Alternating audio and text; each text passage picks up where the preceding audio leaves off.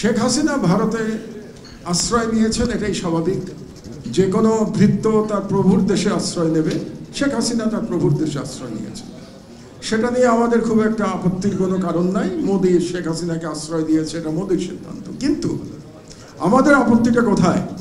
আমাদের আপত্তি হচ্ছে যে মোদীর আশ্রয়ে বসে শেখ হাসিনা বাংলাদেশের বিরুদ্ধে রাষ্ট্রবিরোধী তৎপরতা চালিয়ে যাচ্ছে। বাংলাদেশ একটা ইউনিক রাষ্ট্র, যেখানে এক্সটার্নাল এবং ইন্টারনাল থ্রেট একাকার হয়ে গেছে, মিলে গেছে দুটো একসাথে। তার প্রমাণ আমরা গত 15 বছরে দেখতে পেয়েছি। যখন এক্সটার্নাল থ্রেট এবং ইন্টারনাল থ্রেট মিলে যায়, তখন সেই রাষ্ট্রের কি পরিণতি হয় সেটা শেখ হাসিনার 15 বছরের ফ্যাসিস্ট শাসন আমলে আমরা দেখেছি। যখন জনগণের কোনো অধিকার ছিল না, রাষ্ট্রের সার্বভৌমত্ব ছিল না। তো এখন আমরা যখন ভারতের সাথে সুসম্পর্কের কথা বলি, বন্ধুত্বের কথা বলি, তখন সম্ভবত আমরা এটা ভুলে যাই যে বাংলাদেশের বিগেস্ট এক্সটার্নাল থ্রেট ভারত থেকে আসে, এবং সেই ভারত বাংলাদেশে ইন্টারনাল থ্রেটের ব্যবস্থা করেছে আওয়ামী লীগ নামক একটা দলের মাধ্যমে, একটা ফ্যাসিস্ট পলিটিক্যাল পার্টির মাধ্যমে।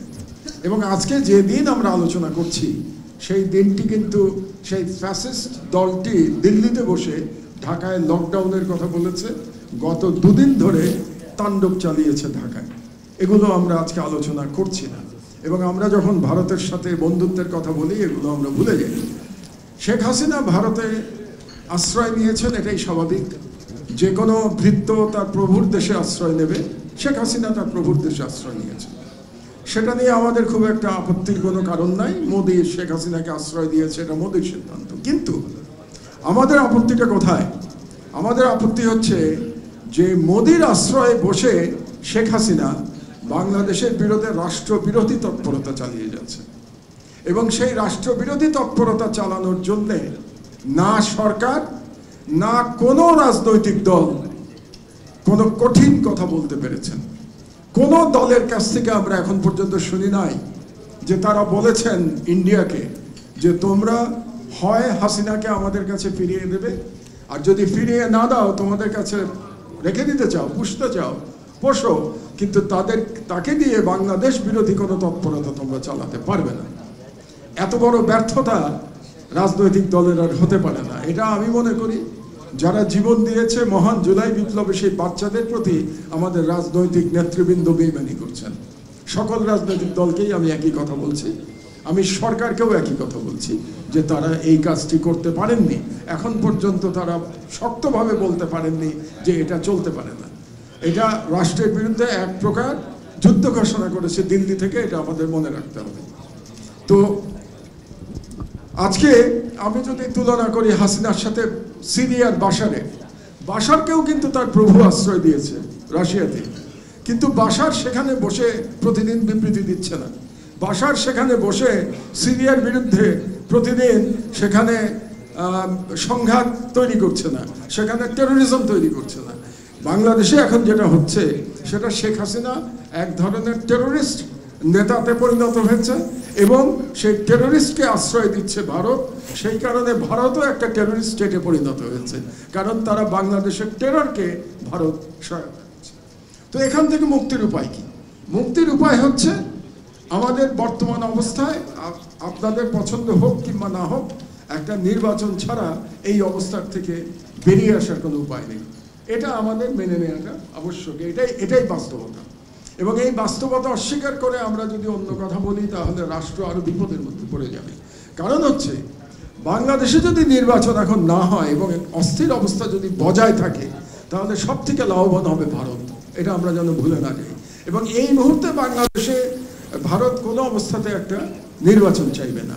আমরা কিন্তু নির্বাচন চাই, এবং আমরা একটা ফ্রি ফেয়ার নির্বাচন চাই। সেই নির্বাচনে যারাই আসুক না কেন, তারা রাষ্ট্রের দায়িত্ব গ্রহণ করবে।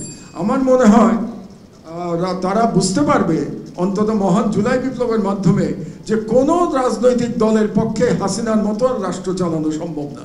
যদি শেখ হাসিনাকে বাংলাদেশের বাচ্চারা জীবন দিয়ে উৎখাত করতে পেরে থাকে, ভারতের এরকম ব্লাইন্ড সাপোর্ট সত্ত্বেও বাংলাদেশে এমন কোনো রাজনৈতিক দল নাই যে দল বিদেশের থেকে হাসিনার মতো এরকম সাপোর্ট পাবে, যেরকম সাপোর্ট দিল্লি দিয়েছে।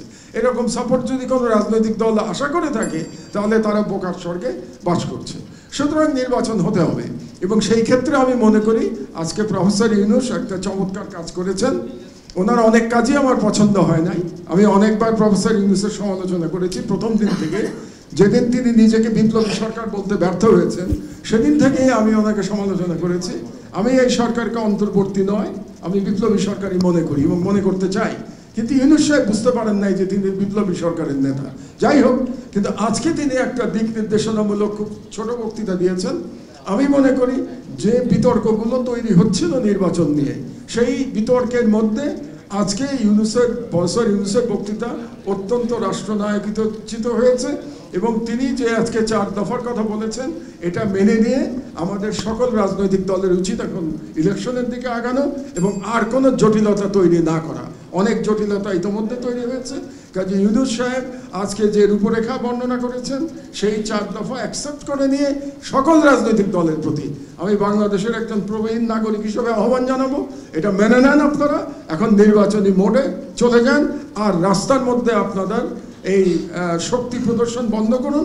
কারণ এই শক্তি প্রদর্শনের মধ্যে দিয়ে যদি কেউ লাভবান হয়, সেই লাভবান হচ্ছে পতিত ফ্যাসিস্ট শেখ হাসিনা এবং তার খুনে বাহিনী এবং ভারত। এই বিষয়টা আপনারা যদি মনে রাখেন এবং রাজনৈতিক দলগুলো যদি এখন অন্তত বুদ্ধিমানের পরিচয় দেন, তাহলে জনগণ আপনাদেরকে পছন্দ করবে। না হলে আমি শুধু আপনাদেরকে সাবধান করে দিচ্ছি, জনগণ আপনাদেরকে খেয়াল করছে। জনগণ ঠিকই এটার জবাব সময় মতো দিয়ে দেবে, সেটা ব্যালটের মাধ্যমেই হোক কিংবা বিপ্লবের মাধ্যমে হোক।